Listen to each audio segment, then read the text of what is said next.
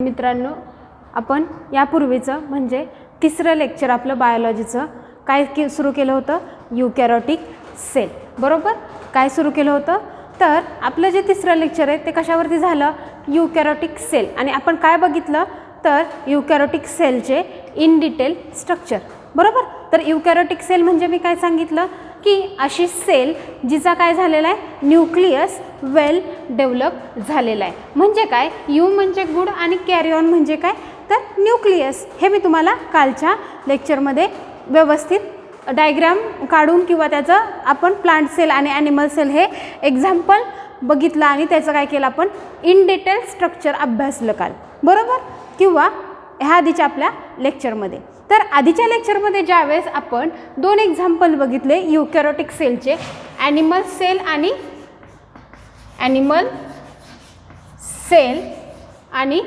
Plant sale. काय बघितलं?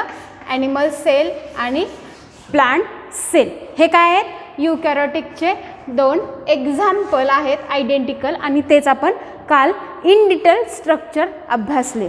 मग दोन्हीही यूकॅरियोटिक सेल आहेत मॅम. मग ह्यांच्यात डिफरन्स काय? तर काही डिफरन्सेस आहेत. सिमिलॅरिटी काय आहेत? यूकॅरियोटिक म्हणजे काय? तर दोन्हीमध्ये काय असणार आहे? तर न्यूक्लियर एन्व्हलप डेव्हलप झालेला असणार आहे. म्हणजे काय? न्यूक्लियस हा वेल डेव्हलप्ड प्रेझेंट असणार आहे दोन्हीही सेलमध्ये. बरोबर. ॲनिमल सेलमध्येही आणि प्लांट सेलमध्येही. तुम्हाला समजण्यासाठी मी छोटीशी डायग्राम काढते की दोन्हीही काय असणार आहे? दोन्हीही सेलमध्ये न्यूक्लियस हा डेव्हलप झालेला असणार आहे. बरोबर. दोन्हीही सेलमध्ये काय झालेला असणार आहे? न्यूक्लियस डेव्हलप झालेला असणार आहे किंवा वेल डेव्हलप्ड असणार आहे आणि त्याला कशाने कव्हरअप केलेलं असणार आहे?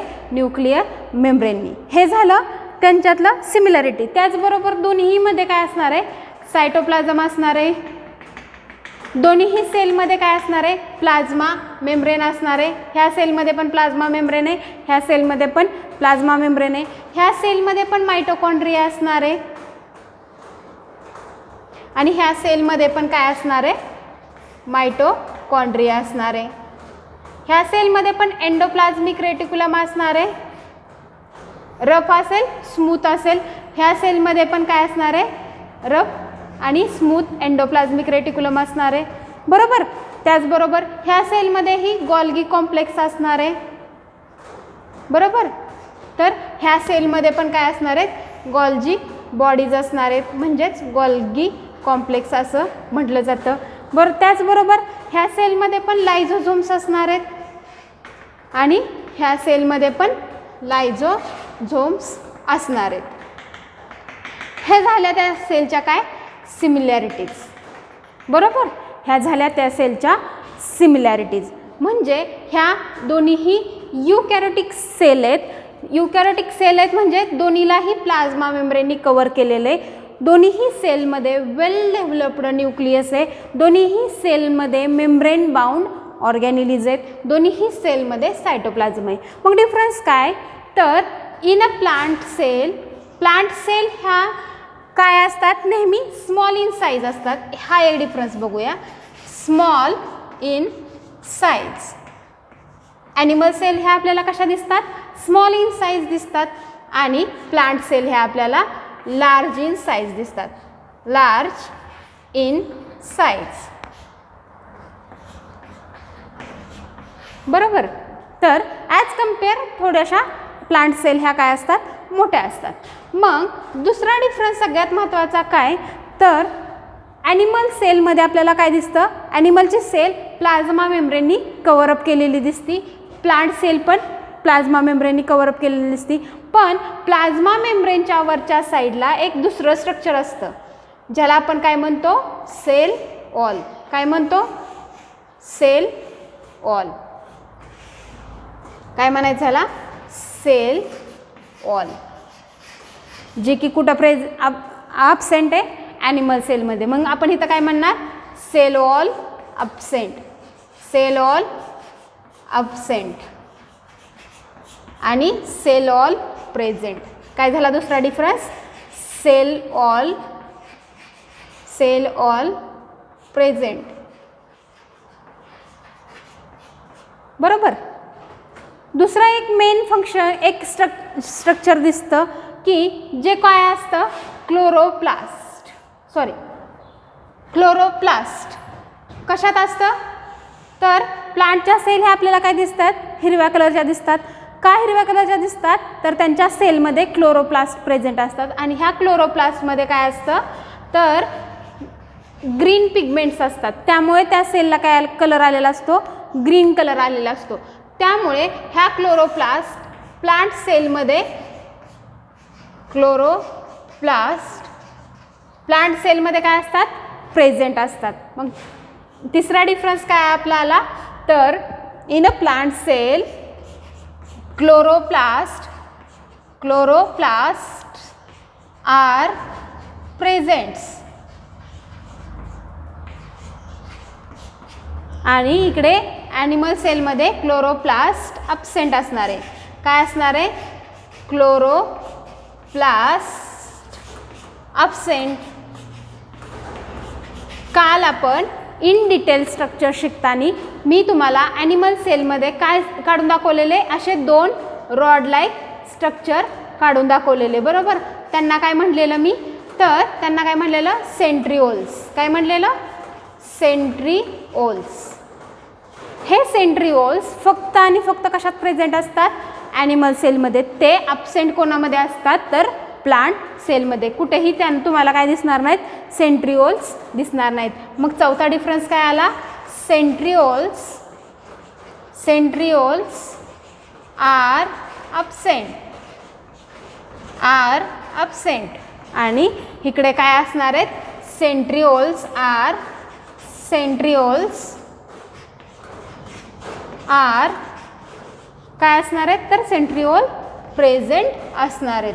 हे काय आहे, ॲनिमल सेलचं कॅरेक्टरिस्टिक फीचर आहे. म्हणजे ही फक्त आपल्या ॲनिमल सेलमध्ये म्हणून तिचं काय झालं, एक कॅरेक्टर झालं. त्याचबरोबर अजून काय डिफरन्स दिसतो रे आपल्याला, काय दिसतो, तर ॲनिमल सेल आणि प्लांट सेल अजून कुठल्या गोष्टींमध्ये वेगळी असते, तर काल मी तुम्हाला एक ऑर्गॅनिली काढून दाखवली जिचं नाव काय होतं, लायझोझोम. बरोबर. तर मी काय म्हटलेलं, लायझोझोम काय असतात, लार्ज इन नंबर असतात, म्हणजे जास्त संख्येत प्रेझेंट असतात ॲनिमल सेलमध्ये. लायझोझोम्स आर लार्ज इन नंबर.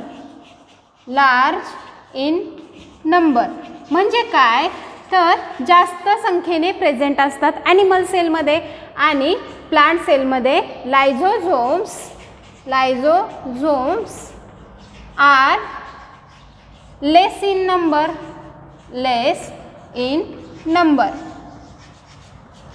त्याचबरोबर अजून एक महत्त्वाचा डिफरन्स असतो की मी काल तुम्हाला प्लांट सेल शिकवताना एक काय काढून दाखवली, एक ऑर्गॅनिली सांगितलेली, तिचं नाव काय होतं, व्हॅक्यूल.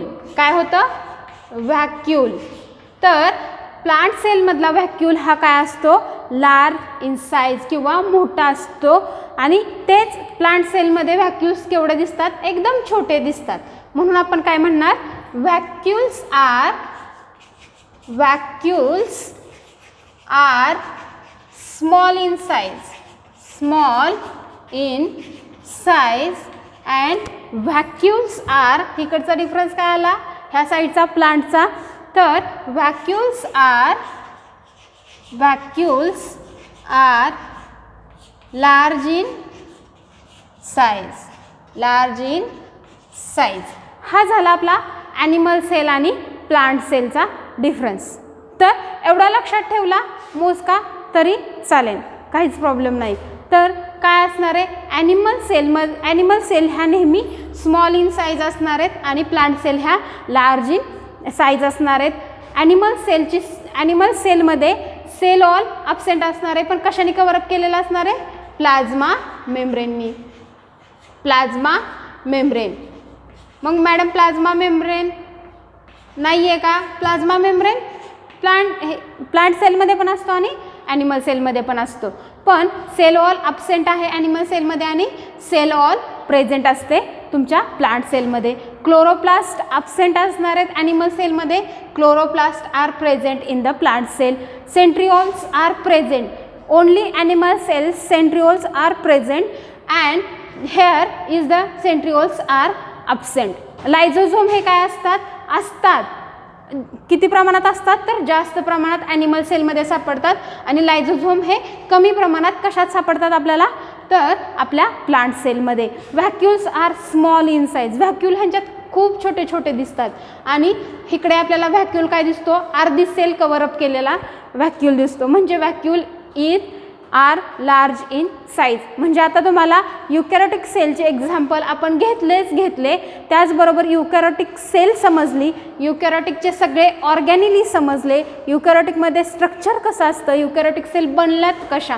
पण एक महत्त्वाचा मुद्दा आला होता की प्लांट सेल आणि ॲनिमल सेलमध्ये काही थोड्या प्रमाणात डिफरन्सेस असतात, ते माहीत होणं गरजेचं होतं. म्हणून आपण काय केलं, प्लांट सेल आणि ॲनिमल सेलमध्ये डिफरन्स काय आहे हे बघितला. त्याचबरोबर सिमिलॅरिटी काय आहेत बघितल्या तर दोन्हीतही प्लाझ्मा मेम्ब्रेन असणार आहे, दोन्हीतही वेल डेव्हलप न्यूक्लियस असणार आहे, दोन्हीतही मेम्ब्रेन बाउंड ऑर्गॅनिली असणार आहेत, दोन्हीचंही सायटोप्लाझममध्ये सगळ्या गोष्टी इम्बेड असणार आहेत. तर कोणाला काही प्रॉब्लेम आत्तापर्यंत नसेल युकॅरियोटिक सेलमध्ये. मग मित्रांनो आपल्याला पुढच्या लेक्चरमध्ये काय शिकायचं आहे किंवा पुढच्या लेक्चरमध्ये आपण काय शिकणार आहोत. आपलं तर आता सेल शिकून झालं, सेल म्हणजे काय, सेलचा शोध कोणी लावला, सेलची साईज काय असते, सेलचा शेप काय असतो, त्याचबरोबर सेल पाहायची कशी, किंवा सेलमध्ये दोन प्रकार पडले, प्रोकॅरियोटिक सेल पडले, युकॅरियोटिक सेल पडला. प्रोकॅरियोटिक सेल आपण इन डिटेलमध्ये शिकलो, त्याचबरोबर आता आपण युकॅरियोटिकमध्ये पण काय काय सापडतं आपल्याला समजले. पण आता आपल्याला शिकणं महत्त्वाचं आहे की प्लाझ्मा मेम्ब्रेन कसा आहे, कसा दिसतो, न्यूक्लियस कसा दिसतो किंवा न्यूक्लियसचं काम काय, गॉल्गी कॉम्प्लेक्स कसे दिसतात किंवा त्यांचं काम काय. म्हणजे आपल्याला काय बघायचं आहे, प्रत्येक सेल ऑर्गॅनिलीज आपल्याला इन डिटेल स्ट्रक्चर आणि फंक्शन शिकायचे. त्याचबरोबर सेलमधल्या प्रत्येक पार्टचा अभ्यास आपल्याला काय करायचा आहे, इन डिटेलमध्ये शिकायचा आहे. तर मग आपण प्लांट सेल असेल ॲनिमल सेल असेल दोन्हीतल्याही ऑर्गॅनिलीज आपल्याला काय शिकायच्यात, इन डिटेल शिकायच्यात. न्यूक्लियस शिकणार आहोत, एंडोप्लाझमिक शिकणार आहोत, लायझोझोम शिकणार आहोत, प्लाझ्मा मेम्ब्रेन शिकणार आहोत, सेल वॉल शिकणार आहोत, व्हॅक्यूल्स काय असतात शिकणार आहोत, क्लोरोप्लास्ट काय असतात शिकणार आहोत. त्याचबरोबर आपण काय करणार, ह्या सगळ्या ऑर्गॅनिलीचे किंवा ह्या युकॅरियोटिक सेलमध्ये आपल्याला काय काय सापडतं, कुठपासून तर सेल वॉलपासून सुरुवात करूया ते न्यूक्लियसपर्यंत आपण एंड करूया. मग सेल वॉल नंतर आपण प्लाझ्मा मेम्ब्रेन बघू, प्लाझ्मा मेम्ब्रेन नंतर मायटोकॉन्ड्रिया बघू, मायटोकॉन्ड्रिया नंतर एंडोप्लाझमिक रेटिक्युलम बघू, एंडोप्लाझमिक रेटिक्युलम नंतर गॉल्गी कॉम्प्लेक्स बघू, गॉल्गी कॉम्प्लेक्स नंतर क्लोरोप्लास्ट बघू. ह्या सगळ्या ऑर्गॅनिलीचं आपल्याला काय शिकायचं आहे, स्ट्रक्चर आणि फंक्शन, त्या कशा दिसतात आणि त्या सेलमध्ये काय काम करतात हे आपल्याला इन डिटेल शिकायचं. मग आपण भेटूया दुसऱ्या पुढच्या लेक्चरमध्ये. तर तोपर्यंत तुम्ही सगळ्यांनी लक्ष देऊन पाहिल्याबद्दल धन्यवाद.